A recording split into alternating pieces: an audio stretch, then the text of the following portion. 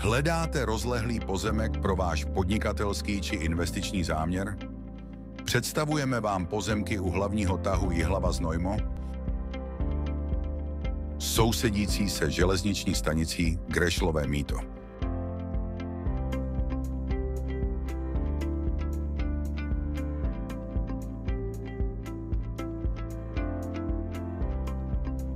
Dle územního plánu je část pozemku 9300 metrů čtverečních určená pro lehkou výrobu nebo skladování.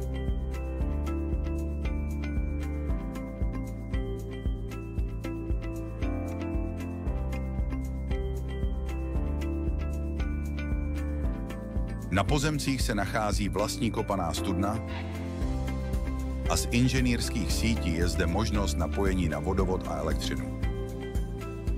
Vzhledem ke strategické poloze a celistvosti území se tu nabízí velký potenciál pro další využití.